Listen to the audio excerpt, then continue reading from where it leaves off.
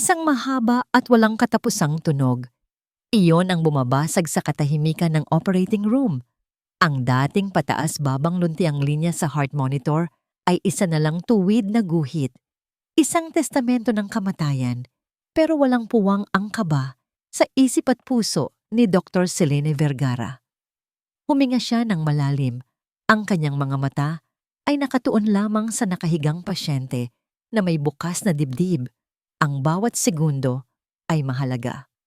1,000 volts! Mahinahon, ngunit may diin niyang utos. Charging. Clear! Umalog ang katawan ng pasyente sa ibabaw ng mesa. Ngunit ang linya sa monitor ay nanatiling tuwid.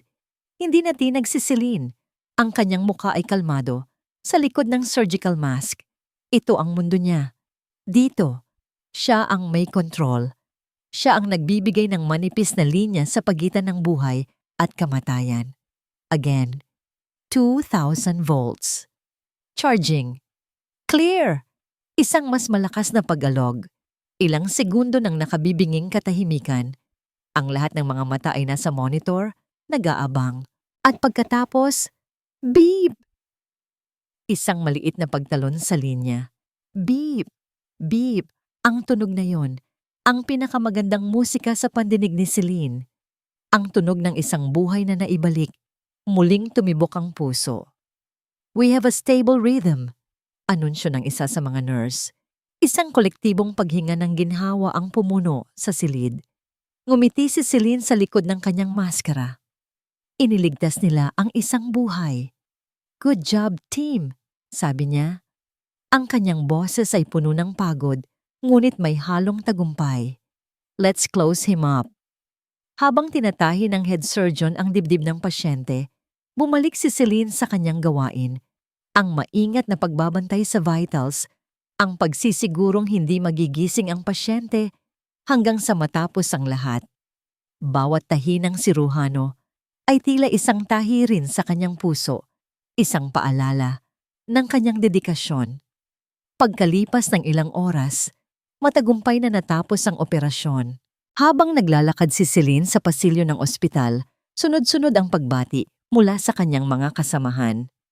Ang galing mo talaga, Dora Celine. Congrats on another successful operation, doktora. Ngumiti lang siya at tumango. Sanay na siya sa mga papuri, ngunit iisa lang ang gusto niyang marinig. Ang boses ng kanyang asawa. Si Juancho, ngunit alam niyang imposible iyon ngayon. Nasa isa na naman siyang medical mission sa probinsya. Ang katahimikan sa loob ng kanilang mansyon ay mas nakakabingi pa kaysa sa tunog ng flatline kanina.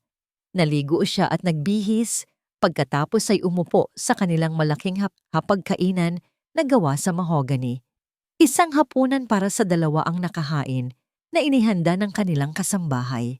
Ngunit tulad ng mga nakaraang gabi, mag-isa lang siyang kakain. Napatingin siya sa wedding portrait nila ni Juancho na nakasabit sa dingding.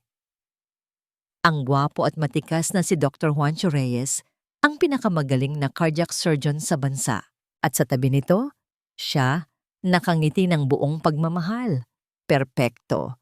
Isang power couple sa mundo ng medisina. Iyon ang tingin ng lahat. Pero habang sinusubo niya ang pagkain na wala namang lasa, hindi niya maiwasang isipin. Kailan kaya ulit sila magiging ganito? Kailan kaya ulit sila magkakasabay kumain ng walang iniisip na trabaho? Pagod ka lang, Celine. Bulong niya sa sarili. This is the price of success.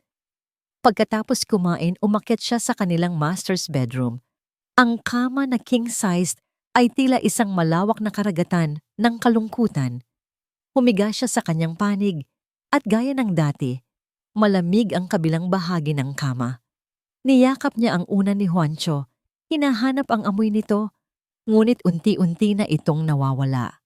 Napapikit siya, handa nang matulog, nang biglang mag-vibrate ang kanyang cellphone sa bedside table. Kinapa niya ito. Umaasang pangalan ni Juancho ang makikita niya sa screen. Isang sorpresang tawag. Isang I miss you, mahal. Ngunit hindi. Doña Elvira Reyes is calling. Ang biyenan niya. Kumunot ang noo ni Celine. Bihirang tumawag si Doña Elvira, lalo na ng ganitong oras ng gabi. Ang kanilang relasyon ay magalang ngunit malayo. Professional. Sinagot niya ang tawag. "Good evening, ma'am." Bati niya. "Nasaan ka?" Ang boses sa kabilang linya ay malamig at walang emosyon. Walang hello.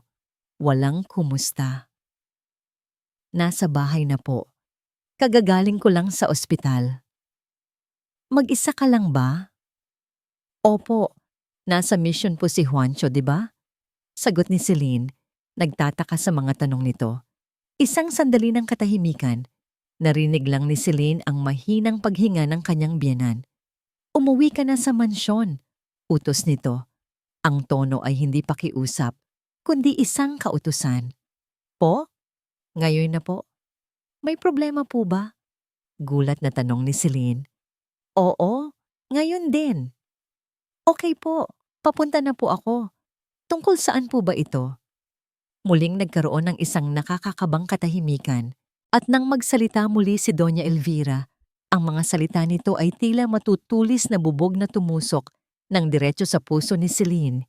Winawasak ang lahat ng kanyang pinaniniwalaan. "Kailangan nating mag-usap. Tungkol ito sa asawa mo at sa nurse na si Lara Santos."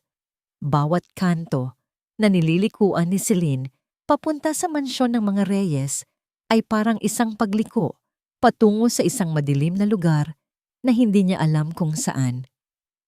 Ang mga pangalan ay paulit-ulit na umuugong sa kanyang isipan, isang sirang plaka na hindi mapatigil. Juancho. Lara Santos. Sino si Lara Santos? Isang pamilyar na mukha sa ospital. Isang batang nurse na laging nakayuko. Mahiyain. Minsan na niya itong nakasabay sa elevator. Nginitian niya ito.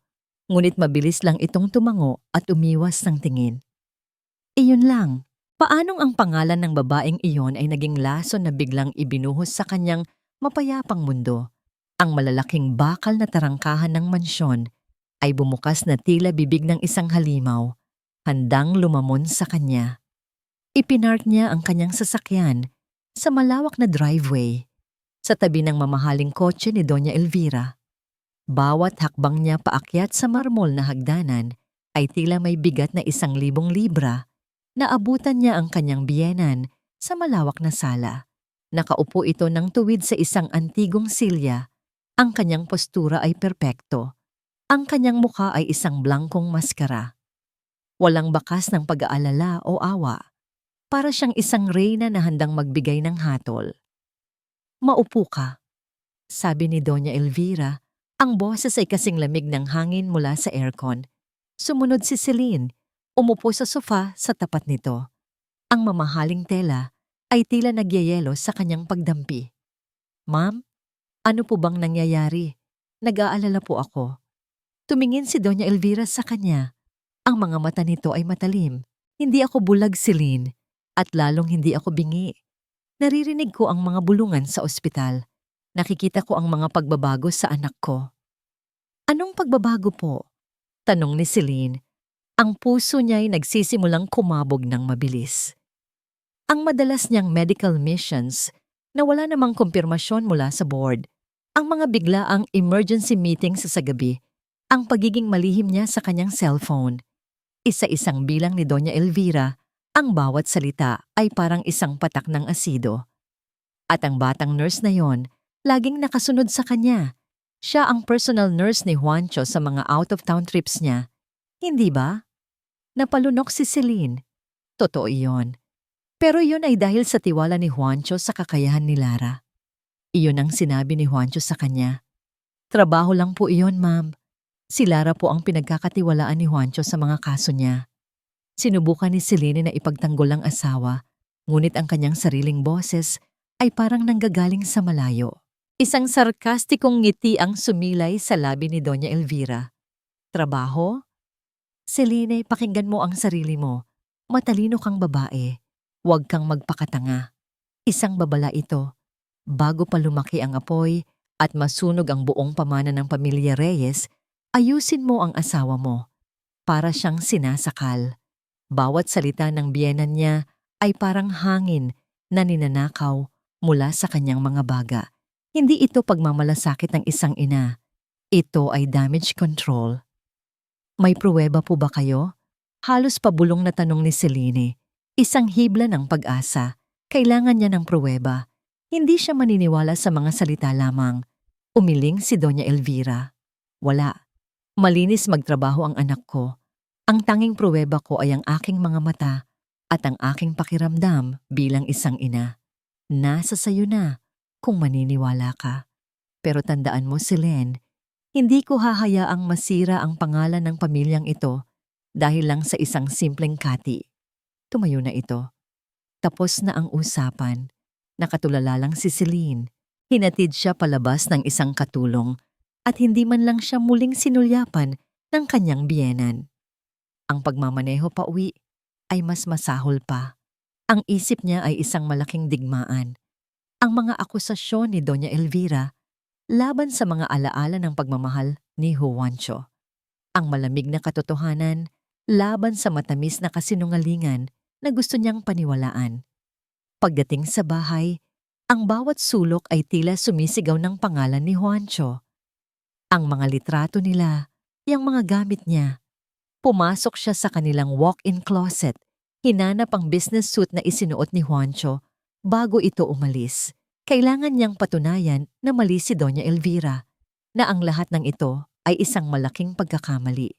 Kinuha niya ang suit para ilagay sa laundry basket, isang normal na gawain ng isang asawa. Ngunit nanginginig ang kanyang mga kamay. Kinapa niya ang mga bulsa. Walang laman. Kinapa niya ang panloob na bulsa ng coat. May nahulog. Isang maliit na piraso ng papel. Isang resibo.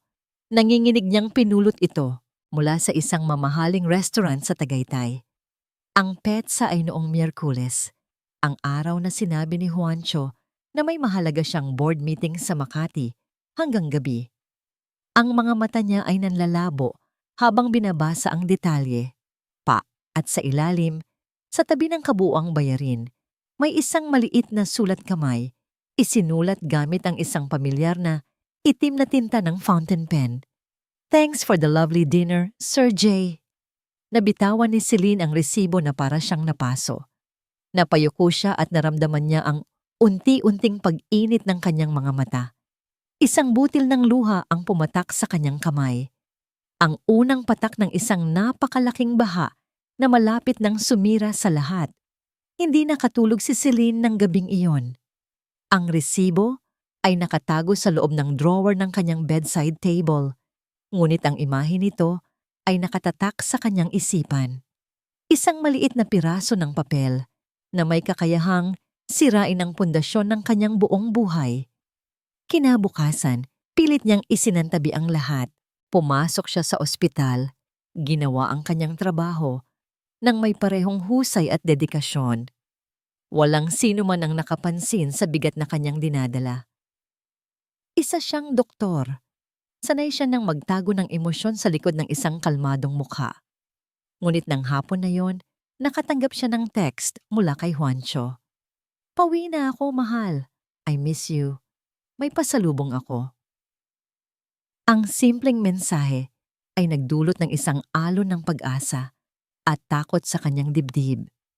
Pag-asa na sana mali ang lahat, na mayroong isang simpleng paliwanag. At takot dahil alam niyang kailangan niyang harapin ang katotohanan. Pagdating niya sa bahay, nandoon na nga si Juancho. Nakatayo sa gitna ng sala, may hawak na isang maliit at eleganteng paper bag mula sa isang kilalang jewelry store. Ang kanyang nangiti ay kasing liwanag ng dati. Ang mga mata niya ay kumikinang habang nakatingin sa kanya. "Welcome home, my beautiful wife." Bati nito, ang boses ay malambing. Lumapit ito at niyakap siya ng mahigpit. Hinalikan siya sa noo, sa pisngi at sa labi. Sa isang sandali, nawala ang lahat ng pagdududa ni Celine. Ito si Juancho, ang asawa niya, ang lalaking mahal niya. Paanong magagawa nitong lokohin siya? "I missed you so much." Bulong nito sa kanya. "I missed you too," sagot niya. At sa pagkakataong yon, totoo ang mga salitang yon. Iniabot ni Juancho ang paper bag. Para sa'yo. Dahan-dahan itong binuksan ni Celine. Sa loob, isang maliit na kahon. At sa loob ng kahon, isang napakagandang silver necklace na may pendant na hugis puso. Juancho, ang ganda, sabi niya, hindi maitago ang pagkagulat. Pero para saan to? Ngumiti si Juancho. Wala lang, nakita ko lang naisip kita. Sabi ko, bagay na bagay to sa pinakamagaling na anesthesiologist sa buong mundo. Isinuot nito ang kwintas sa leeg niya. Ang mga daliri nito ay malamig sa kanyang balat. Tumingin siya sa salamin. Ang kwintas ay kumikinang, ngunit ang nangiti sa kanyang mga labi ay hindi umabot sa kanyang mga mata. Habang naghahapunan, kinuwento ni Juancho ang tungkol sa kanyang medical mission, ang mga pasyente, ang mga kasamahan niya, ang hirap ng trabaho. Isang perpektong kwento. Ngunit si Celine ay nakikinig lamang, nag-aabang ng tamang pagkakataon. Kumusta naman ang board meeting mo noong Miyerkules sa Makati? Tanong niya sa wakas. Sinubukang gawing kaswal ang kanyang tono. Hindi na tinag si Juancho. Sumubo muna ito ng pagkain bago sumagot. Iyon. Nakakapagod, as usual. Puro numero, puro projections. Pero okay naman. Na-approve nila yung budget para sa bagong VSI machine na gusto ko. Nagpatuloy ito sa pagkukwento. Binanggit nito ang pangalan ng mga doktor na kasama raw niya. Inilarawan nito ang steak na kinain daw nila sa isang restaurant malapit sa opisina. Ang bawat detalye ay perpekto. Bawat salita ay kapani-paniwala. Kung hindi lang niya hawak ang resibo mula sa Tagaytay. Ang bawat salita ni Juancho ay parang isang martilyo na pumupukpok sa kanyang puso. Ang galing niya. Ang galing-galing niyang magsinungaling. Para siyang nanonood ng isang premyadong aktor sa entablado. Natapos ang kanilang hapunan. Hindi na muling nagsalita si Celine. Napansin ito ni Juancho.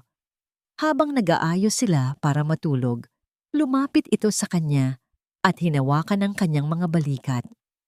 Tumingin ito sa kanyang mga mata sa pamamagitan ng salamin.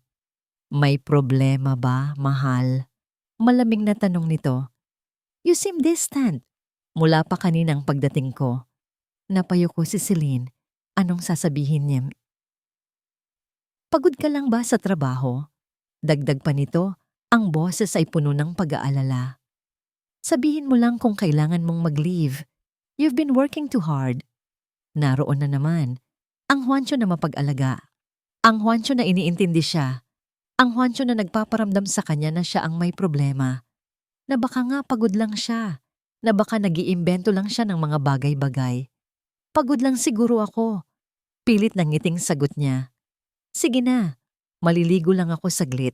Magpahinga ka na, sabi nito at hinalikan siya sa noo. Pumasok si Juancho sa banyo at narinig ni Selene ang lagaslas ng tubig mula sa shower. Napaupo siya sa gilid ng kama, ang isip ay gulong-gulo. Nang biglang umilaw ang cellphone ni Juancho na naiwan sa ibabaw ng kama. Nag-vibrate ito, isang mensahe. Hindi niya sinasadyang tignan pero nahagip ito ng kanyang mga mata bago pa mamatay ang ilaw ng screen. Mula sa isang pangalang nakasave bilang L. Santos. Ang mensahe ay mukhang profesional, inosente, ngunit para kay Celine, ang bawat letra ay isang patalim. Sir, I left the documents you asked for on your office table. Ingat po. Ang inosenteng text message na yon ay ang huling patak na umapaw sa baso. Hindi na ito tungkol sa mga resibo o sa mga babala ng kanyang biyenan. Ito ay tungkol sa isang pangalan na lumitaw sa cellphone ng kanyang asawa sa gitna ng gabi habang ang lagaslas ng shower ay nagsisilbing takip sa isang posibleng kasinungalingan. Kinabukasan, pumasok si Celine sa ospital hindi bilang si Dr. Vergara, ang mahusay na anesthesiologist. Pumasok siya bilang isang mangangaso. Ang kanyang mga mata, na dati nakatuon lamang sa mga medical chart at monitor, ay ngayoy nagmamasid sa bawat anino, sa bawat sulok. Ang pamilyar na mga pasilyo ng St. Luke's ay naging kanyang teritoryo at ang kanyang biktima ay ang katotohanan. Hindi niya kailangang maghintay ng matagal. Mula sa kinatatayuan niya sa nurse's station, natanaw niya si Juancho na papalabas sa kanyang klinika. Nasa likod nito si Lara Santos, bitbit ang isang tumpok ng mga patient folder. Gaya ng dati, nakayuko ang dalaga, ang mga matay nasa sahig. Lara, paki-double check ang schedule ko for tomorrow. Make sure to clear my afternoon. Utos ni Juancho. Ang boses ay profesional at malakas. Sapat para marinig ng mga nasa paligid. Opo, sir. Mahinang sagot ni Lara. Inabot ni Juancho ang isa pang folder. At doon nakita ni Celine ang isang maliit, halos hindi mapansing detalye. Sa pag-abot ng folder, sinadya ni Juancho na haplusin ang kamay ng dalaga. Isang sandali lang yon, isang mabilis na pagdampi. Ngunit ang reaksyon ni Lara ay hindi maitatago. Bahagya itong napapitlag. Mabilis niyang binawi ang kanyang kamay na para siyang napaso. Walang nagsalita. Ngumiti lang si Juancho at naglakad palayo, na parang walang nangyari. Naiwan si Lara na nakatayo roon. Mahigpit ang hawak sa mga folder. Ang mga buko ng kanyang daliri ay namumuti. Nakaramdam si Celine ng kakaibang kirot sa kanyang dibdib. Hindi ito selos, ito ay awa. Ang nakita niya ay hindi kilos ng 2 taong nagmamahalan ng patago. Ang nakita niya ay ang kilos ng isang taong natatakot. Sa oras ng tanghalian, sinadya ni Celine na pumunta sa hospital cafeteria. Hinanap ng kanyang mga mata si Lara. Nakita niya itong mag-isang kumakain sa isang sulok. Dahan-dahan siyang lumapit. Dala ang kanyang tray ng pagkain. Hi Lara, is this seat taken? Tanong niya. Sinubukang gawing magiliw at natural ang kanyang ngiti. Nag-angat ng tingin si Lara at kitang-kita sa kanyang mga mata ang pagkagulat at kaba. Dr. Vergara, hindi po. Sige po. Umupo si Silene. Ang katahimikan sa pagitan nila ay nakakailang. Si Lara ay nakayuko lang sa kanyang pagkain, halos hindi itong ngumunguya. Kumusta ang trabaho? Panimula ni Celine. Mukhang laging busy si Dr. Reyes, ano? Sunod-sunod ang mga biyahe ninyo. Hindi agad sumagot si Lara. Okay lang po, doktora. Ganun po talaga. You're a very dedicated nurse. Bilib sa'yo si Juancho? Dagdag pa ni Celine. Maingat na pinagmamasdan ang reaksyon nito. Napahigpit ang hawak ni Lara sa kanyang kutsara. Salamat po. Kung may kailangan ka o kung may problema, huwag kang mag-atubiling magsabi sa akin. Okay? Sa sinabi niyang yun, biglang tumayo si Lara. Halos hindi pa ubos ang kanyang pagkain. Naku, Dodra, Celine, pasensya na po. May tatapusin pa po pala ako. Salamat po sa oras ninyo. At bago pa man makasagot si Celine, mabilis na naglakad palayo si Lara, na para bang tumatakas mula sa isang panganib. Napabuntong hininga na lang si Celine. May mali. Sigurado siyang mayroong mali. Kinagabihan, habang papalabas na siya ng ospital, isang kamay ang humawak sa kanyang braso. Napalingon siya. Si Nurse Fee, isa sa mga pinakamatagal na staff nurse sa ospital, isang babaeng kilala sa pagiging prangka, ngunit mabit. Doktora Celine, bulong nito, ang mga matay maingat na tumitingin sa paligid. Nurse Fee, bakit po? Huminga ng malalim ang matandang nurse. Anak, matagal na kita ritong kilala. Alam kong matalino ka at mabuting tao. Kaya makinig ka sa akin. Hinila siya nito sa isang lugar na hindi gaanong dinadaanan ng tao. Mag-ingat ka, sabi nito sa mas mahinang boses. Mag-ingat ka kay Dr. Reyes. Tumangulang si Celine, hinahayaang magpatuloy ang matanda. At lalo na, dagdag ni Nurse Faye, ang kanyang mga mata ay puno ng kahulugan. Mag-ingat ka para sa batang iyan. Kawawa naman. Pagkasabi niyon, marami itong tinapik ang balikat ni Celine at umalis na rin. Iniwan si Celine na may mas maraming tanong kaysa sa sagot. Kawawa naman. Ang salitang yon ay tumatak sa kanyang isip. Nagdesisyon siyang dumaan sa fire exit stairwell para mag-isip. Mas tahimik doon. Ngunit pagbukas niya ng mabigat na pinto, isang mahinang tunog ang kanyang narinig. Isang paghikbi. Sa isang madilim na sulok ng hagdanan, sa pagitan ng ika-4 at ika-3 palapag, nakaupo si Lara Santos. Mag-isa. Ang kanyang mga balikat ay nanginginig. Umiiyak ito ng tahimik. Dahan-dahang humakbang si Celine. Ang puso niya ay puno ng awa. Lara? Sa gulat, napatalon si Lara. Mabilis nitong pinunasan ang kanyang mga luha. Ang mukha niya ay puno ng takot nang makita kung sino ang nasa harap niya. Doktora, walang salitang namutawi sa bibig ni Celine. Nakatitig lang siya. Sinusubukang iparating sa kanyang mga mata na naiintindihan niya. Ngunit ang takot sa mga mata ni Lara ay mas malakas kaysa sa anumang alok ng tulong. Mabilis itong tumayo at tumakbo pa ibaba ng hagdan. Lara, sandali! Tawag ni Celine, pero hindi ito lumingon. Sa pagmamadali nitong tumakbo, may kumalansing sa sementadong sahig, na iwan sa hagdan, sa ilalim ng malamlam na ilaw pang emergency, ang isang maliit at kumikinang na bagay, isang susi ng locker. Ang bigat ng munting susi sa kanyang palad ay tila mas mabigat pa kaysa sa lahat ng problemang kanyang pinapasan. Nakatayo si Celine sa harap ng mahabang hanay ng mga kulay abong locker sa female staff changing room. Tahimik ang paligid. Ang tanging naririnig niya ay ang mahinang ugong ng ventilation at ang malakas na kabog ng sarili niyang dibdib. Mali ito. Isang malinaw na paglabag sa privacy ng ibang tao. Bilang doktor, naniniwala siya sa etika, sa paggalang. Kung gagawin niya ito, nilalabag niya ang isa sa mga pangunahing prinsipyong pinanghahawakan niya. Pero paano kung ito na ang sagot? Paano kung sa loob ng locker na ito ay may isang bagay na magpapatunay na siya ay nagkakamali? Isang love letter, marahil? Isang litrato? Isang bagay na magpapatunay na ang lahat ng ito ay isang ordinaryong kaso ng pangangaliwa. Masakit. Oo, pero simple. Isang bagay na alam niya kung paano haharapin o paano kung ang laman nito ay magpapatunay na tama ang lahat ng kanyang hinala. Ang pag-aalinlangan ay tila isang lason na kumakalat sa kanyang mga ugat. Hindi na niya kaya ang ganito. Ang pagtulog sa tabi ng isang lalaking hindi niya alam kung nagsasabi ba ng totoo. Ang pagtingin sa salamin at pagtatanong sa sarili kung nababaliw na ba siya. Kailangan niyang malaman. Ngayon na.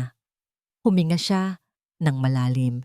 Nanginginig ang kanyang mga kamay habang isinusuot ang susi sa kandado ng locker na may pangalang Santos L. Isang kalansing na tila umalingaw-ngaw sa buong pasilyo. Dahan-dahan niyang pinihit ang susi. Bumukas ang pinto ng locker. Sumalubong sa kanya ang isang amoy ng pinaghalong murang pabango at aceite de manzanilla. Walang mga liham, walang mga regalo. Ang laman ng locker ay simple at halos malungkot. Isang nakatuping lumang uniforme, isang pares ng rubber shoes na medyo pudpod na ang swelas, isang bote ng gamot sa sakit ng ulo, at isang maliit na notebook na may disenyong bulaklak. Iyon lang. Biglang nakaramdam ng hiya si Celine. Ito lang ba? Para dito. Sinira niya ang kanyang prinsipyo. Aabutin na sana niya ang pinto para isara ng may mahagip ang kanyang mga mata sa ilalim ng uniforme. Isang lumang kwaderno. Kinuha niya ito. Ang mga pahina ay lumana at medyo kulubot. Binuklat niya. Ang unang mga pahina ay mga draft ng resignation letter. Paulit-ulit. May iba't ibang petsa. Ang ilan ay may mga bura na tila isinulat ng may pag-aalinlangan. To whom it may concern, I am writing to inform you of my resignation to the HR department. Please accept this letter as formal notification that I am resigning from my position as staff nurse. Halos 10 pahina ng pare-parehong mensahe. Mga pagtatangkang umalis na hindi natuloy. At sa bandang huli, may isang pahina na iba ang pagkakasulat. Nanginginig ang mga letra at may mga bahid ng tila na tuyong luha na kumulubot sa papel. Hindi ito resignation letter, isa itong liham na hindi natapos. Mahal na nanay, kumusta na po kayo? Sana po ay iniinom ninyo ang inyong mga gamot sa tamang oras. Huwag po kayong mag-alala sa akin dito sa Maynila. Okay lang po ako. Pinapadala ko na po dyan ang pera para sa mga bayarin sa ospital. Nay, patawad po. Gusto ko na pong umuwi. Hindi ko na po yata kaya. Araw-araw, parang gusto ko na lang magtago. Hindi ko na kaya ang panggigipit niya sa akin, pero kailangan ko ang trabahong ito para sa inyo. Para sa gamot ninyo. Patawarin niyo po ako kung hindi ako kasing tapang ng inaakala ninyo. Natigil ang sulat sa puntong yon. Ang salitang panggigipit ay tila tumalon mula sa pahina at sinampal si Celine ng malakas. Ibinaba niya ang kwaderno. Ang kanyang mga kamay ay nanginginig na hindi dahil sa kaba, kundi dahil sa isang emosyon na ngayon lang niya naramdaman sa buong problemang ito. Hindi selos, hindi pagtataka, kundi isang nag-aapoy, dalisay na galit. Ang lahat ng piraso ay biglang nagkadugtong-dugtong sa kanyang isipan. Ang takot sa mga mata ni Lara. Ang pag-iwas nito, ang pag-iyak sa hagdanan, ang babala ni Nurse Safe. Kawawa naman ang bata. Hindi ito isang affair. Hindi ito simpleng pangangaliwa. Ito ay isang bagay na mas madilim, mas karumal-dumal. Ito ay pang-aabuso. Ang kanyang asawa, ang perpektong Dr. Juancho Reyes, ay hindi lang isang manloloko, isa siyang halimaw. Biglang binasag ng isang matinis na tunog ang katahimikan sa loob ng changing room. Nagulat si Celine. Ang kanyang cellphone, mabilis niya itong kinuha mula sa kanyang bulsa. Isang numero mula sa ospital. Sinagot niya ito. Dr. Vergara, sabi ng isang nagmamadaling boses sa kabilang linya. Emergency, we need you in OR1 now. Isang vehicular accident victim. Ang bawat hakbang ni Celine papunta sa operating room 1 ay tila isang pagtakbo palayo sa katotohanang natuklasan niya sa loob ng locker. Isinara niya ang kanyang isip. Inilagay sa isang kahon ang imahe ng kwaderno, ang nanginginig na sulat kamay ni Lara, at ang salitang panggigipit. Mamaya na iyon. May isang buhay na kailangang iligtas. Pagpasok niya sa malamig na silid, ang pamilyar na amoy ng antiseptiko at ang tunog ng mga makina ang sumalubong sa kanya. Suot na niya ang kanyang scrubs. Ang kanyang mukha ay kalmado, ang kanyang mga kamay ay hindi nanginginig. Ito ang kanyang santuwaryo. Dito, siya ang may control. What's the situation? Tanong niya sa head nurse habang mabilis na naguhugas ng kamay. Female, mid-20s, multiple trauma, involved in a motorcycle accident, unconscious upon arrival but vitals are dropping fast. Mabilis na ulat ng nurse. Tumango si Celine. Naglakad siya papunta sa operating table. Handa na ang kanyang mga gamit. Mga syringe, vial ng gamot, ang anesthesia machine. Sinimulan niyang ihanda ang pampatulog. Ang kanyang mga galaw ay mabilis at sanay. Nang biglang bumukas ng malakas ang pinto ng OR, napalingon ang lahat. Si Dr. Juancho Reyes, suot ang kanyang sariling scrubs, ang pumasok. Ang kanyang mukha ay seryoso. Ang kanyang presensya ay agad na pumuno sa silid. I'll be the lead surgeon on this one, anunsyo niya.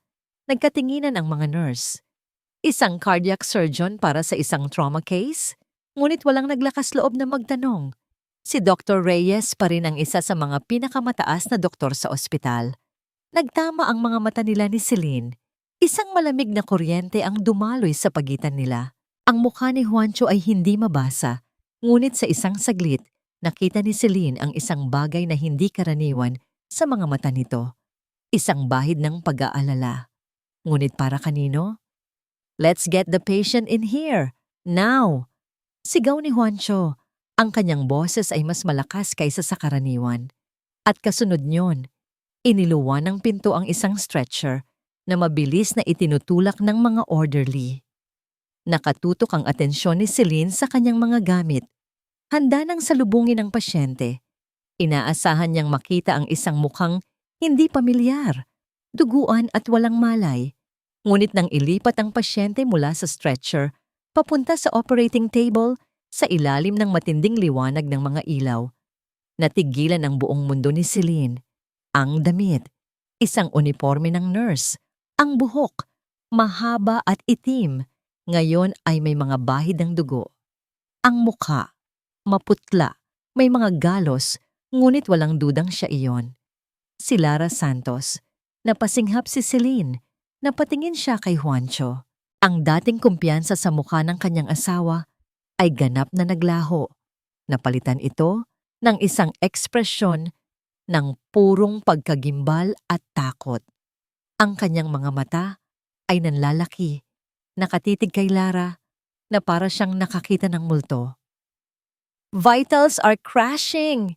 Sigaw ng isang nurse na pumutol sa nakabibinging katahimikan. Ang sigaw na yon ang nagpabalik kay Celine sa realidad. Ang kanyang profesionalismo ay nanaig. Hindi ito si Lara, ang biktima. Ito ang kanyang pasyente. "I need to intubate," sabi niya. Ang kanyang boses ay matatag sa kabila ng unos sa kanyang kalooban. Lumapit siya sa ulunan ng pasyente. Si Lara, na bahagyang nagkamalay dahil sa paggalaw, ay biglang iminulat ang mga mata. Ang mga ito ay puno ng sakit at pagkalito. Nakita niya ang nakamaskarang mukha ni Selene na nakayuko sa kanya. At pagkatapos, ang kanyang tingin ay napunta sa isang figura sa kanyang tabi. Si Juancho, isang tunog ang kumawala sa lalamunan ni Lara, isang mahinang ungol ng takot. Sinubukan niyang gumalaw, sinubukan niyang bumangon, ngunit pinigilan siya ng sakit. "Shh, Lara, calm down. I'm here to help you," mahinahong sabi ni Celine habang hinahawakan ang balikat nito para pakalmahin. "I'm going to put you to sleep now, okay? Everything will be all right." Ngunit hindi kay Celine nakatingin si Lara. Nakatitig ito kay Juancho. Biglang hinawakan ni Lara ang kamay ni Celine. Ang hawak nito ay mahigpit, desperado, sa gitna ng kanyang paghihingalo at pagkalito. Bumulong ito ng mga salitang halos hindi marinig, mga salitang para lamang sa pandinig ni Celine. Huwag niyo akong iwan sa kanya." Ang mga mata ni Lara ay puno ng luha at takot. "Pipilitin niya ako. Aayoko." At pagkatapos ay nawalan na ito ng malay. Binitawan ni Celine ang hawak na laryngoscope. Ang kanyang mga kamay ay bahagyang nanginginig. Dahan-dahan siyang nag-angat ng tingin sa kabilang panig ng operating table. Sa ibabaw ng walang malay na katawan ni Lara Santos, nagtama muli ang mga mata nila ni Juancho. Ang maskara ay hindi na maitago ang katotohanan. Sa unang pagkakataon, hindi pagmamataas o kasinungalingan ang nakita ni Celine sa mga mata ng kanyang asawa. Nakita niya ang hubad at pangit na mukha ng kasalanan. Sa sumunod na 3 oras, walang ibang umiral sa isip ni Celine kundi ang pasyente. Naging isa siyang makina. Ang kanyang mga kamay ay gumalaw ng may katiyakan. Ang kanyang mga desisyon ay mabilis at wasto. Pinanatili niyang buhay si Lara habang si Juancho, na tila nabalik sa kanyang profesional na sarili, ay ginawa ang operasyon ng may pambihirang husay. Walang nagsalita tungkol sa nangyari. Walang nagtanong. Ang tensyon sa loob ng operating room ay mas makapal pa kaysa sa dugo. Ngunit ang lahat ay nagkunwaring walang napapansin. Ang lahat ay sumunod sa isang hindi nakasulat na batas. Ang nangyayari sa OR ay naiiwan sa OR. Naging matagumpay ang operasyon. Inilipat si Lara sa recovery room. Ang kanyang kondisyon ay stable na. Paglabas ni Celine sa OR, hinubad niya ang kanyang maskara at huminga ng malalim. Ngayon, tapos na ang kanyang tungkulin bilang doktor. Nagsisimula na ang kanyang laban bilang isang babae. Naglakad siya papunta sa recovery room. Determinado siyang makausap si Lara kapag nagising na ito. Ngunit pagdating niya roon, hinarang siya ng 2 security guard sa labas ng pinto. "Pasensya na po, doktora," sabi ng isa. "Strict orders po from the hospital director. Restricted access po muna sa pasyente." Anong ibig sabihin ng restricted? Ako ang anesthesiologist niya. Karapatan kong makita ang pasyente ko. Giit ni Celine, hindi maitago ang inis sa kanyang boses. Dr. Reyes lang po ang kanyang immediate family at ang hospital director ang pwedeng pumasok, doktora. "Utos po." Magalang ngunit matigas na sagot ng gwardiya. Napatanga si Celine. Gaano kabilis?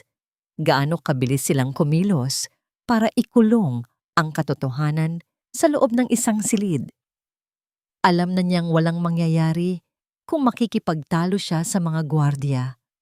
May isang mas malaking pader siyang kailangang gibain. Kinabukasan, nag-file si Celine ng isang formal na reklamo. Umupo siya sa harap ni Dr. Alcaraz, ang hospital director. Isang lalaking nasa edad na, may mabait na ngiti ngunit may mga matang tila laging nagkakalkula. Ikinuwento ni Celine ang lahat. Mula sa kanyang mga hinala, sa resibo, sa kwaderno, at higit sa lahat, sa mga huling salita ni Lara bago ito mawalan ng malay sa operating room. Nakinig si Dr. Alcaraz nang may kunwaring simpatya. Tumango-tango ito. Nagsusulat ng mga nota. "I understand your concern, Dr. Vergara," sabi nito pagkatapos magsalita ni Celine. Ang kanyang boses ay kalmado at mapagpakumbaba. "This is a very serious allegation, and I assure you, we will look into this matter." "Hindi ito allegation, Director. Ito ang katotohanan. Narinig ko mismo," diin ni Celine. Of course, mabilis na sagot ni Dr. Alcaraz. "Ang ibig kong sabihin, kailangan nating sundin ang tamang proseso. Magkakaroon tayo ng isang masusing internal investigation. Ngunit kailangan nating gawin ito ng maingat at pribado, para na rin sa proteksyon ng lahat ng sangkot. Para sa reputasyon ni Dr. Reyes, para sa kapakanan ng nurse, at para na rin sa iyo." Ang huling mga salita ay tila isang babala. Ang reputasyon ng ospital ang pinakamahalaga sa lahat. Hindi natin gustong magkaroon ng iskandalo dahil lang sa isang hindi pagkakaunawaan. Dagdag pa nito. Nainsulto si Celine. Hindi pagkakaunawaan? Direktor, isang empleyado ninyo ang inaabuso. At iimbestigahan natin yan, Celine. Pangako ko yan, sabi ni Dr. Alcaraz. At pagkatapos ay tumayo, isang senyales na tapos na ang kanilang pag-uusap. Lumipas ang mga araw, walang nangyari. Ang internal investigation ay isang pader ng pananahimik. Sa tuwing magtatanong si Celine, ang laging sagot ay, "The committee is still deliberating." Samantala, mabilis na kumilos ang kampo ni Juancho. Si Lara ay inilipat sa isang private suite na binabantayan pa rin ng mga gwardiya. Isang kwento ang ipinakalat sa buong ospital na si Lara ay nagkaroon ng emotional breakdown dahil sa stress sa trabaho at sa aksidente. Isang hapon, habang naglalakad si Celine, sa isang hindi gaanong mataong pasilyo, hinarang siya ni Juancho. Wala na ang nag-aalalang asawa. Wala na rin ang takot na nakita niya sa OR. Ang nasa harap niya ngayon ay ang arogante at makapangyarihang Dr. Reyes. "Ano bang gusto mong mangyari, Celine?" Malamig na tanong nito. Ang boses ay mahina, ngunit puno ng pagbabanta. "Gusto kong malaman ng lahat ang totoo," matapang na sagot ni Celine. Napangisi si Juancho. "Ang totoo? Walang maniniwala sa'yo. Isang hysterical na asawa laban sa akin? Sino sa tingin mo ang papanigan nila?" Papanigan nila ang biktima. "Biktima?" Tumawa si Juancho, isang tawang walang kagalakan. "Wala kang pruweba, Celine. Puro ka lang hinala." "Narinig ko si Lara. Isang pasyenteng nasa bingit ng kamatayan, wala sa tamang pag-iisip. Madaling i-discredit ang testimonya niya. Kaya't heto ang payo ko sa'yo, bilang asawa mo pa rin. Lumapit ito, bumulong sa kanyang tainga. Tigilan mo na ito, Celine. Sisirain mo lang ang sarili mo at sisirain mo ang lahat ng pinaghirapan natin. Pagkasabi niyon, tinalikuran siya nito at naglakad palayo. Iniwan siyang nanginginig sa galit at sa kawalan ng pag-asa. Kinabukasan, ipinatawag siyang muli ni Dr. Alcaraz. Celine, may resulta na ang paunang imbestigasyon, sabi nito. Hindi makatingin ng diretso sa kanyang mga mata. Inabutan siya nito ng isang folder. Binuksan ito ni Celine. Sa loob, isang sworn statement mula kay Lara Santos. Nakasulat doon, sa isang formal na legal na wika, na ang kanyang aksidente ay walang kinalaman kanino man. Na ang anumang nasabi niya sa operating room ay bunga lamang ng trauma at ng epekto ng gamot. At higit sa lahat, nakasaad doon na wala siyang anumang reklamo laban kay Dr. Juancho Reyes. Sa ilalim ang pirma ni Lara. Base rito, sabi ni Dr. Alcaraz, at sa kawalan ng anumang matibay na ebidensya, we are dismissing your complaint. Case closed. Nabitawan ni Celine ang folder. Ang mga papel ay nagkalat sa sahig. Ang pader ay hindi lang mataas. Ito ay solido. At pakiramdam niya, kalalunin lang siya nito ng buo. Ang pagbasura sa kanyang reklamo ay hindi lang isang pagkatalo. Ito ay isang pampublikong pagpapahiya. Ang balita ay kumalat sa ospital na parang isang virus. Hindi ang opisyal na bersyon na case closed. Ang kumalat ay ang mas makatas na chismis. Si Dr. Celine Vergara, ang respetadong anesthesiologist, ay nagselos ng husto kaya't inakusahan niya ang kanyang perpektong asawa ng isang bagay na karumal-dumal para lang sirain ito. Naging lason ang hangin. Ang mga dating ngiti ng mga kasamahan ay napalitan ng mga pilit na tango. Ang mga dating pagbati ay naging mga bulungan sa likuran niya. Naramdaman niya ang kanilang mga tingin, puno ng pag-uusig, puno ng awa. Siya na ngayon ang baliw na asawa. Hindi na niya kayang manatili pa sa lugar na iyon. Nag-file siya ng indefinite leave of absence. Kahit ang kanyang santuwaryo, ang operating room, ay naging isang lugar ng masasamang alaala. Umuwi siya sa kanilang bahay, o mas tamang sabihin, sa bahay ni Juancho. Ang bawat sulok ay isang paalala ng kanyang kabiguan. At doon, sa gitna ng kanilang malawak na sala, naghihintay si Juancho. Hindi ito sumisigaw. Hindi ito galit. Mas masahol pa roon, kalmado ito. Ang kanyang boses ay tila boses ng isang psychologist na nakikipag-usap sa isang pasyenteng wala sa katinuan. Umupo ka, Celine, sabi nito, nakaupo sa kanyang paboritong leather armchair na parang isang hari sa kanyang trono. Hindi umimik si Celine. Nanatili siyang nakatayo. Nakita mo na ba kung anong ginawa mo? Pagpapatuloy nito. Gumawa ka ng isang malaking gulo. Ipinahiya mo ako. Ipinahiya mo ang sarili mo. Ikaw ang may kasalanan ng lahat ng ito. Mahinang sagot ni Celine. Ang boses niya ay paos. Dito na unang beses ngumisi si Juancho. Isang nangising puno ng tagumpay at pagkutya. Inilabas niya ang lahat ng baraha. Wala nang pagkukunwari. Oo, may nangyari sa amin. Pag-amin nito ng walang kahirap-hirap. At alam mo kung bakit. Dahil sa'yo.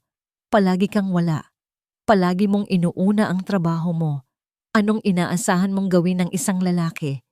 Huwag mong ibaling sa akin ang kasalanan mo. Sigaw ni Celine. Sa wakas ay sumabog ang kanyang galit. Hindi yan ang issue dito. Ang issue ay ginamit mo ang posisyon mo. Pinilit mo siya. Pinilit? Tumawa si Juancho. Walang pilitan, Celine. Isang kasunduan iyon. Binigyan ko siya ng mga bagay na hindi mo kayang ibigay. Atensyon, tulong pinansyal para sa pamilya niya. At binigyan niya ako ng bagay na matagal mo nang ipinagkait sa akin. Nandidiri si Celine. Ang bawat salita ni Juancho ay parang isang maruming putik na ipinapahid sa kanyang pagkatao. Ginawa nitong kasalanan niya ang lahat. Ang pagiging abala niya, ang dedikasyon niya sa trabaho, ang pagiging independent niya. Lahat ng katangiang dating hinangaan nito sa kanya ay ngayon mga armas na ginagamit laban sa kanya. "You were never here, Celine," sabi nito. Ang boses ay biglang naging malungkot, isang huling pag-arte. "You were physically here, but your mind, your heart, they were always somewhere else, sa operating room. Kaya't huwag mo akong sisihin kung naghanap ako ng iba." Iyon na yon. Iyon ang huling suntok. Hindi na siya sumagot. Wala nang salitang lalabas sa kanyang bibig. Para siyang isang sundalong natalo sa giyera, hinubaran ng lahat ng armas at dignidad. Umalis siya sa bahay na yon. Hindi niya alam kung saan siya pupunta. Nagmaneho lang siya nang walang direksyon. Ang mga luha ay malayang dumadaloy sa kanyang mga pisngi. Hinahayaang gabayan siya ng gabi. Natagpuan niya ang kanyang sarili sa parking lot ng ospital, ang lugar kung saan nagsimula at nagtapos ang lahat. Pinatay niya ang makina ng kotse. Sa labas, nagsimulang pumatak ang ulan. Mahina sa simula, pagkatapos ay lumakas na tila nakikidalamhati sa kanya. Ang bawat patak sa windshield ay isang alaala ng kanyang kabiguan. Nawala na ang lahat. Ang kanyang asawa na naging isang halimaw sa kanyang paningin. Ang kanyang karera na nadungisan ng isang iskandalong hindi niya ginawa. Ang kanyang pangalan na ngayoy katumbas ng pagiging selosa at sinungaling. Ang hustisya para kay Lara na ipinagkait at ibinaon sa limot. Napahilig siya sa manibela at humagulgol. Isang iyak na nagmumula sa kaibuturan ng kanyang kaluluwa. Isang iyak ng isang taong nawalan na ng lahat. Isang iyak ng isang taong wala ng lakas para lumaban. Sa gitna ng kanyang pag-iyak, umilaw ang screen ng kanyang cellphone. Isang tawag. Si Doña Elvira. Gusto na niyang patayin ang tawag. Ayaw na niyang makarinig ng kahit ano mula sa pamilyang sumira sa kanya. Ngunit bago pa niya magawa yon, isang text message ang dumating mula sa parehong numero. 5 salita na magpapabago muli sa lahat. "Pumunta ka rito, ngayon din. At ang sumunod na pangungusap, may ibibigay ako sa'yo, ang alas mo laban sa anak ko." Ang pagmamaneho papunta sa mansyon ng mga Reyes sa ikalawang pagkakataon ay ibang-iba sa una. Kung noon ay dala niya ang bigat ng pagdududa, ngayon ay dala niya ang bigat ng pagkatalo. Wala nang natitirang pag-asa. Wala nang inaasahan. Pumunta siya roon hindi dahil naniniwala siya sa text message, kundi dahil wala na siyang ibang mapupuntahan. Isa itong desperadong hakbang ng isang taong nalulunod, kumakapit kahit sa isang dayami. Ang ulan sa labas ay kasinlakas ng unos sa kanyang dibdib. Muli, pinagbuksan siya ng tarangkahan. Muli, umakyat siya sa marmol na hagdanan. At muli, naabutan niya si Doña Elvira na naghihintay sa malawak na sala. Ngunit ngayon, mayroong kakaiba. Ang ilaw sa sala ay madilim. Ang nag-iisang bukas na ilaw ay ang isang maliit na table lamp sa tabi ng kinauupuan ni Doña Elvira na lumilikha ng mahahabang anino sa kanyang mukha. At sa mesang nasa harap nito, may nakapatong na isang bote ng mamahaling brandy at 2 baso. "Maupo ka, Celine," sabi nito. Ang boses ay mas pagod kaysa sa dati. Hindi na ito kasing talim ng dati. "Uminom ka muna." Nagsalin ito ng brandy sa 2 baso. Inabot ang isa kay Celine. "Hindi po ako umiinom, ma'am," tanggi ni Celine. "Ngayon, iinom ka," sabi ni Doña Elvira. Isang utos, ngunit may bahid ng pakiusap. Kinuha ni Celine ang baso at umupo. Ininom ni Doña Elvira ang laman ng kanyang baso sa isang lagok. Napapikit ito, tila may iniindang sakit. "Alam ko na ang nangyari sa ospital," panimula nito. "At alam ko na ang mga sinabi sa iyo ni Juancho." Hindi nagulat si Celine. Ang kapangyarihan ng mga Reyes ay may mga mata at tainga sa lahat ng dako. "Bakit niyo po ito ginagawa?" tanong ni Celine. Ang kanyang boses ay walang emosyon. "Bakit niyo ako unang binigyan ng babala? At ngayon, ipinatawag niyo ulit ako. Laro niyo po ba akong lahat? Tumingin si Doña Elvira sa kanya at sa unang pagkakataon, nakita ni Celine ang isang bagay na higit pa sa malamig na reyna. Nakita niya ang bakas ng isang ina na nabigo. Hindi ito ang unang beses. Mahinang sabi nito na tila nangungumpisal. Kumunot ang noo ni Celine. Ang alin po? Ang ginawa ni Juancho. Ang panggagamit niya sa kapangyarihan. Huminga ng malalim si Doña Elvira. 5 taon na ang nakalipas. May isang batang intern, isang medical student, matalino, masipag. Naging paborito siya ni Juancho at pagkatapos, bigla na lang siyang nag-quit. Bumalik sa probinsya, walang paliwanag.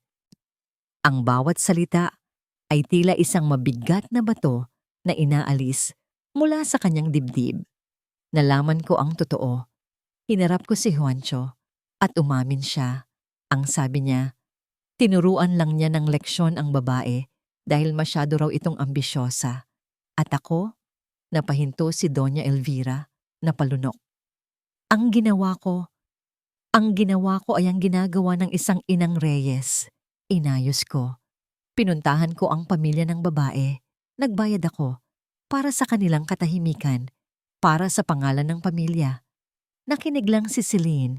Ang brandy sa kanyang kamay ay hindi nagagalaw. Ang galit niya ay napalitan ng isang malamig na pagkaunawa. Akala ko, iyon na ang huli. Pagpapatuloy ng matanda. Akala ko natuto na siya. Ngunit ang isang ahas ay hindi nagbabago ng balat. Nagpapalit lang ito ng biktima. At ngayon, naging pabaya na siya. Ang ginawa niya kay Lara Santos, masyadong hayagan, masyadong mapanganib. Tumingin ito ng diretso sa mga mata ni Celine. Hindi ko ito ginagawa para sa'yo, Celine. At lalong hindi para kay Lara Santos. Ginagawa ko ito para sa pangalang Reyes. Ang cancer, kailangang putulin bago pa man ito kumalat at sirain ang buong katawan. Mas gugustuhin kong isakripisyo ang isang anak na bulok kaysa hayaan siyang sirain ang 100 taon ng legasya na pinaghirapan ng aming mga ninuno. Ang kanyang mga salita ay brutal, walang awa. Ngunit mayroon itong isang uri ng nakakatakot na integridad. May kinuha si Doña Elvira mula sa kanyang bulsa. Isang maliit, itim na USB flash drive. Inilapag niya ito sa mesa sa pagitan nilang dalawa. Pagkatapos kong ayusin ang gulo noon, kinausap ko ulit si Juancho. Nag-record ako, just in case. Ano po ang laman nun yan? Ang pag-amin niya. Simpleng sagot ni Doña Elvira. Ang pag-amin niya sa ginawa niya sa intern, 5 taon na ang nakalipas. Ang pagmamayabang niya. Ang kawalan niya ng pagsisisi. Iyon na iyon. Ang alas. Ang sandata. Gamitin mo ito. Sabi ni Doña Elvira. Ang boses ay kasing talim ng isang patalim. Itumba mo siya. Bago niya itumba ang pangalan ng pamilya Reyes, kinuha ni Celine ang USB. Ang malamig na metal ay tila may kuryenteng dumaloy sa kanyang buong katawan. Isang kislap ng pag-asa, isang kislap ng kapangyarihan. Umalis siya sa mansyon nang walang paalam. Pagpasok niya sa kanyang kotse, kinuha niya ang kanyang laptop. Nanginginig ang kanyang mga kamay habang isinasaksak ang USB. Isang audio file ang laman nito. Ang file name ay J. Confession 2019. Isinuot ni Celine ang kanyang earphones. Huminga siya ng malalim, pikit mata, at pinindot ang play. Binasag ng boses ni Juancho ang katahimikan sa loob ng kanyang kotse. Boses ito na mas bata, mas mayabang, at mas puno ng alak. Mahuwag ka ngang OA. Rinig niya mula sa recording. Binayaran mo na. Diba? Tapos na yon. Narinig ang boses ni Doña Elvira, galit ngunit kontrolado. Hindi ito tungkol sa pera, Juancho. Muntik ka nang makasuhan ng rape. Alam mo ba kung anong gagawin niyan sa pamilya natin? Tumawa si Juancho sa recording. Isang tawang nakakabahala. Rape? Please, walang maniniwala sa kanya. Isa lang siyang probinsyanang intern. At ako? Ako si Dr. Juancho Reyes, ang Diyos ng operating room. Lahat sila Gusto nila ako. At kung ayaw nila, wala silang magagawa. I always get what I want, ma. Alam mo yan. Napadilat si Celine. Hinatak niya ang earphones mula sa kanyang tenga na para bang ito ay mga ahas na tumutuklaw sa kanya. Nasusukas siya. Ang lalaking minahal niya, ang lalaking pinakasalan niya, ay matagal nang wala. O baka hindi ito kailanman umiral. Ang nasa recording ay isang halimaw na naniniwalang nasa itaas siya ng batas at moralidad. Ito na. Ito ang pruwebang hindi matitibag ng kahit anong koneksyon o pera. Ito ay hindi lang tungkol sa kasalukuyang insidente kay Lara, kundi isang pattern ng pang-aabuso, isang kasaysayan ng pagtatago at pagmamalabis. Ang galit na naramdaman niya kanina ay lumamig, naging isang matalas at matibay na determinasyon. Hindi na ito personal na paghihiganti. Hindi na ito tungkol sa kanyang nasirang kasal. Ito ay tungkol sa hustisya. Para kay Lara. Para sa intern 5 taon na ang nakalipas. Para sa lahat ng babaeng maaaring maging biktima sa hinaharap. Binuksan ni Celine ang kanyang laptop. Ang kanyang mga daliri ay hindi na nanginginig. Mabilis niyang binuksan ang kanyang email client. 2. Nagsimula siyang mag-type. Ang bawat letra ay puno ng lakas at desisyon. Urgent, irrefutable evidence regarding Dr. Juancho Reyes. Isinulat niya ang buod ng kanyang reklamo, kasama ang lahat ng detalye na kanyang natuklasan. At pagkatapos, sa ilalim ng kanyang mensahe, may idinagdag siyang attachment. Ang audio file mula sa USB. This is not just about an alleged affair, isinulat niya. Ang kanyang mga mata ay nanlilisik. This is about a pattern of abuse of power, manipulation, and utter disregard for human dignity, as proven by the attached audio recording from 5 years ago. I urge you to listen to this evidence carefully and take immediate, decisive action. Paulit-ulit niyang binasa ang kanyang email, sinisigurong walang bahid ng emosyon, puro katotohanan lamang. Huminga siya ng malalim. Ang kanyang daliri ay nakakapanindig balahibo na ngayon ay nasa send button. Ito na. Wala nang balikan. Ang kanyang buhay ay magbabago ng tuluyan. Pinindot niya ang button. Isang ilaw ang kumislap sa screen. Isang notification. Message sent.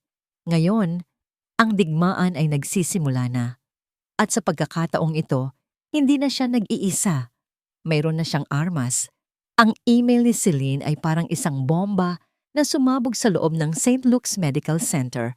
Kinabukasan, isang emergency meeting ang ipinatawag ng hospital board at ng Regional Medical Council.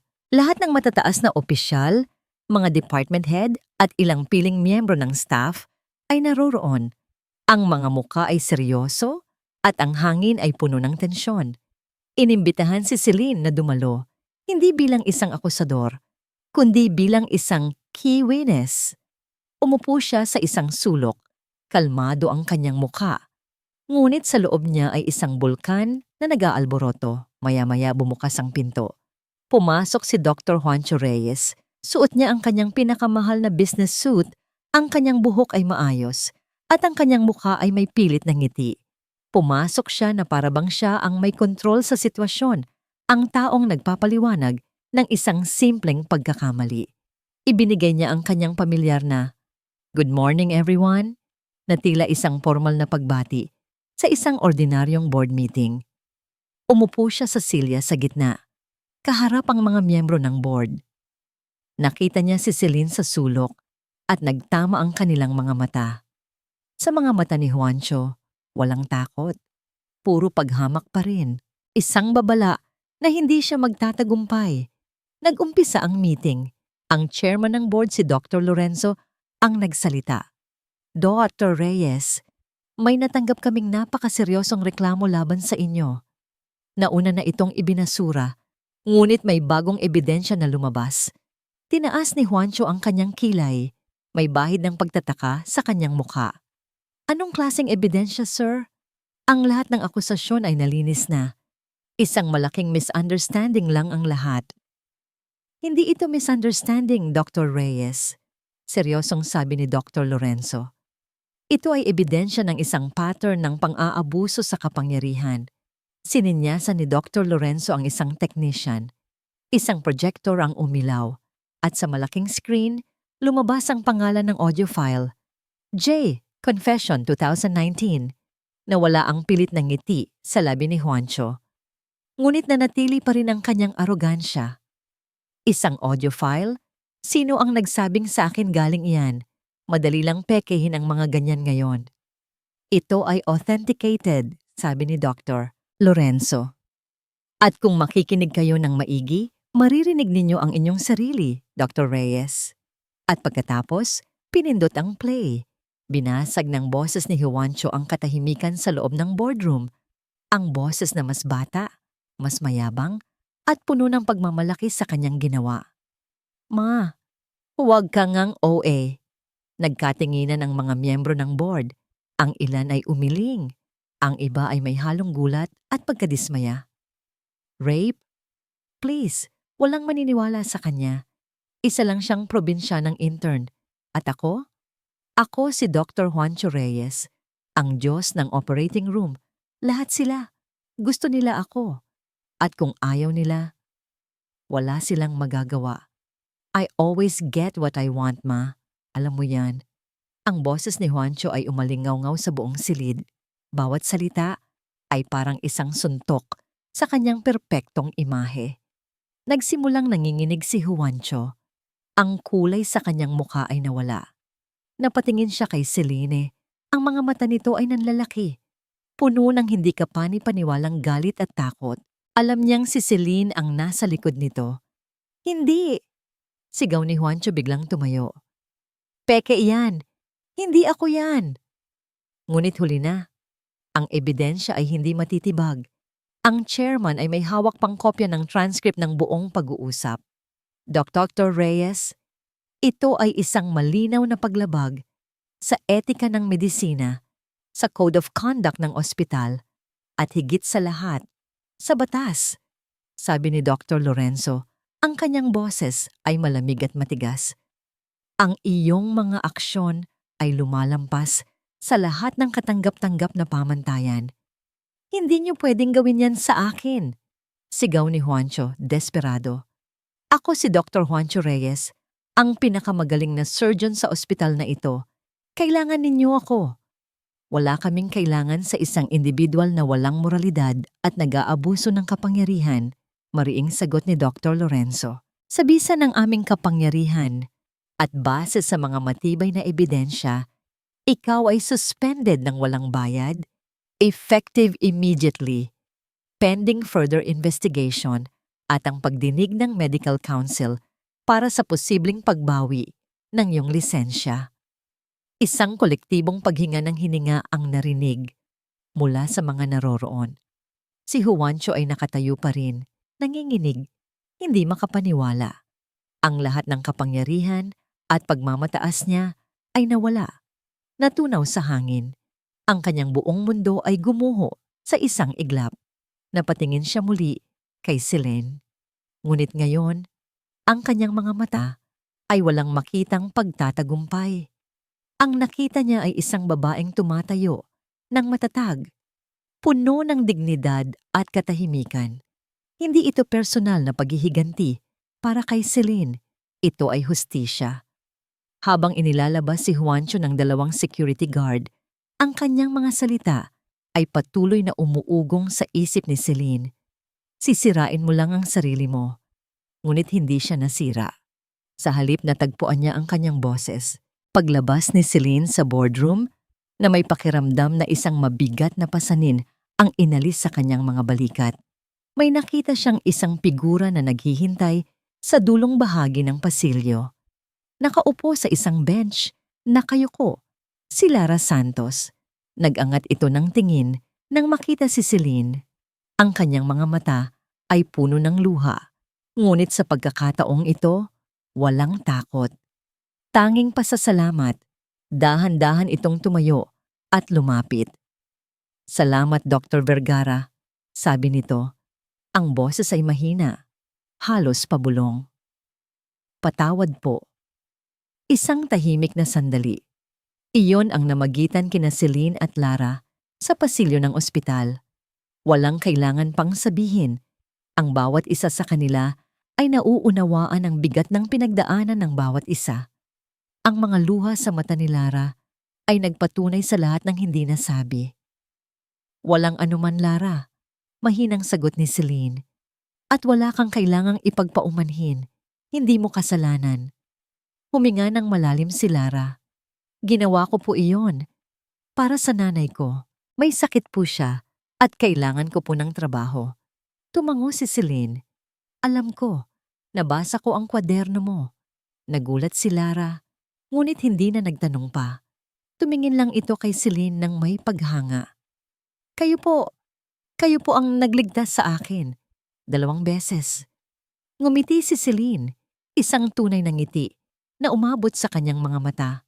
Ngayon, iligtas mo ang sarili mo at huwag mong hahayaang mangyari ulit iyon.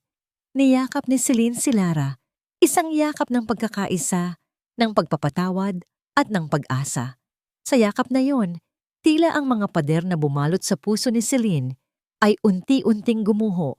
Lumipas ang ilang buwan. Ang balita tungkol kay Dr. Juancho Reyes ay naging headline sa buong bansa. Ang dating sikat na surgeon ay ngayoy isang disgraced figure na humaharap sa mga kasong kriminal at sa pagbawi ng kanyang lisensya. Ang kanyang mundo, na pinamamayanihan ng kapangyarihan at kasinungalingan, ay tuluyang gumuho. Si Celine, sa kabilang banda, ay lumipat na mula sa bahay ni Juancho. Ngayoy nakatira na siya sa isang apartment na mas maliit, mas simple, ngunit puno ng kapayapaan. Ang kanyang proseso ng diborsyo ay tahimik at mabilis dahil sa mga ebidensyang isinampa niya. Hindi siya bumalik sa St. Luke's. Sa halip, natanggap niya ang isang imbitasyon na maging keynote speaker sa isang national convention ng mga babaeng doktor at nurse. Ang tema, Empowering Women in Healthcare, Breaking the Silence. Nakatayo si Celine sa harap ng isang daan-daang kababaihan. Ang mikropono ay nasa kanyang kamay. Hindi niya binanggit ang pangalan ni Juancho. Hindi niya kailangang gawin yon. Ang kanyang kwento ay mas malaki pa sa isang individual na lalaki. May mga panahong pakiramdam ko, wala na akong halaga. Panimula niya, ang kanyang boses ay malakas at malinaw. Pakiramdam ko, ang pagkakakakilanlan ko ay nakadepende sa pagiging asawa ng isang sikat na doktor, na ang aking tagumpay ay bahagi lang ng kanyang tagumpay. Na kapag nawala siya, mawawala rin ako. Tumingin siya sa mga mata ng mga kababaihan sa audience. Nakita niya ang pag-unawa. Nakita niya ang parehong takot at pag-asa. Ngunit natutunan ko, patuloy niya, na ang ating halaga ay hindi nakasalalay sa kung sino tayo sa mata ng ibang tao. Hindi ito nakasalalay sa ating mga titulo, sa ating mga asawa o sa ating mga relasyon. Ang ating halaga ay nasa loob natin. Ito ay nasa ating lakas, sa ating kakayahan, sa ating integridad. At higit sa lahat, ito ay nasa ating kakayahang lumaban, hindi lang para sa ating sarili, kundi para sa iba. Isang palakpakan ang pumuno sa bulwagan. Ito ay hindi lamang paghanga. Ito ay pagkilala. Pagkatapos ng kanyang talumpati, maraming lumapit sa kanya. Mga kababaihan na may sariling kwento ng panggigipit, ng pang-aabuso, ng pananahimik. Binigyan niya sila ng pag-asa. Binigyan niya sila ng boses. Isang linggo pagkatapos ng convention, nakasandal si Celine sa bintana ng isang tahimik na coffee shop, nakatanaw sa buhay na kalye ng Maynila. Isang tasa ng kape ang nasa kanyang kamay. May inabot sa kanya ang isang messenger. Ang divorce papers. Binuksan niya ang folder. Ang mga salita ay formal, legal, at kumakatawan sa katapusan ng isang kabanata sa kanyang buhay. Kinuha niya ang kanyang fountain pen. Huminga siya ng malalim. Sa kanyang isip, muling umalingaw-ngaw ang mga salita ni Juancho. Sisirain mo lang ang sarili mo. Ngunit ngayon, wala nang kapangyarihan ng mga salitang iyon. Ang kanyang kamay ay matatag. Ang kanyang isipan ay malinaw. Hindi siya sinira. Siya ay muling binuo. Mula sa abo, siya ay bumangon ng mas malakas, mas matapang, at mas buo kaysa kailanman. Nagsimula siyang lumagda sa dokumento. Bawat stroke ng pen ay tila isang paglaya. Hindi niya naramdaman ang sakit. Hindi niya naramdaman ang galit. Tanging kapayapaan. Naramdaman niya ang init ng araw sa kanyang mukha. Isang bagong simula. Isang bagong pahina. Nang matapos, isinara niya ang folder. Tumingin siya sa labas. At isang ngiti ang sumilay sa kanyang mga labi. Ang kanyang nangiti ay hindi ng isang babaeng natalo. Ito ay ngiti ng isang babaeng sa wakas ay malaya na.